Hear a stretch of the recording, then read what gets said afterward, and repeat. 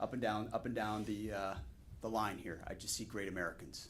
General, what an honor it truly is. I'm privileged to be standing up here looking out at this great audience, at this room full of great Americans and other great Americans joining us this morning. These heroes before us today, Major Reynolds and Major Edwin Stanfield, are part of a story that's as old as the scriptures, and I'll get there in a moment. But first, I look out and we see Eva Lee. We are with you today. We are praying for you. We are praying for your daughter, Sarah, what she gave for this nation. She is not forgotten. She is not forgotten today. She's not forgotten any day. And it is her memory that stiffens our resolve each and every day. So thank you for being here. Thank you for, from that night to today, the courage you've shown, the strength you've shown, and the support you've shown throughout the force, which means an incredible amount. And then Andy, one day I'm looking down at him in a hospital bed. The next day I'm looking up, he's throwing out the first pitch. An incredible human being, truly a miracle. You have a Melody, you have a praying mother and an incredible father. Melody and Jason, it's good to see you both and your family. Just from that bedside and those prayers and prayers and more prayers and more prayers to the miracle of today.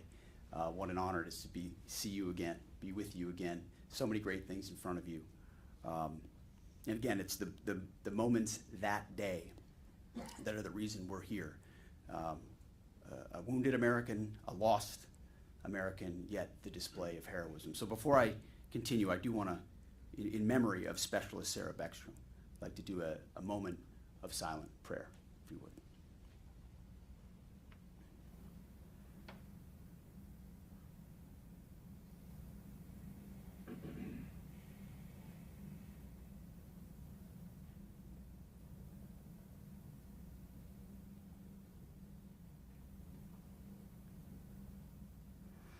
And amen.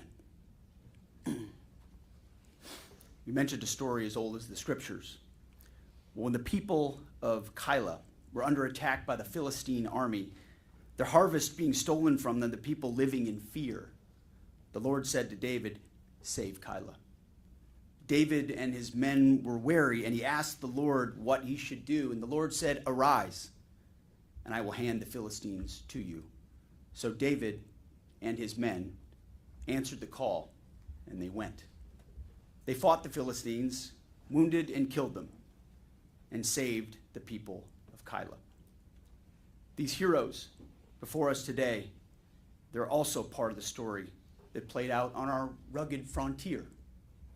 When the citizens of Dodge City, Kansas, were being terrorized, pillaged, and shot by marauders, a tough 30-year-old frontier marshal named Earp answered the call. He chased the attackers out of town, and during a midnight pursuit across the Arkansas River, downed the ringleader. There's a line about those days in the West that says, "You cannot submit to evil without allowing evil to grow. Each time the good are defeated, or each time they yield, they only cause the forces of evil to grow stronger." These heroes before us today, they're part of the story that unfolded 47 years ago in a place called Tehran. The 52 American hostages taken by Iranian terrorists for 444 days. When their captors demanded they denounce America, they refused. In defiance, one American wrote on the wall of his cell, "Long live the red, white, and blue." And so, the two heroes before us today, their particular story culminates on the corner of 17th and I Streets in our nation's capital. A city that when the Guardsmen were deployed wasn't so different from that place in the Old Testament, or the American frontier, or Tehran. Lawless streets racked by gangs and bloodthirsty criminals. These Guardsmen, then and today, made our capital safe. So on a tranquil day, the day before Thanksgiving, there stood these two Americans, but these two here, guarding our nation.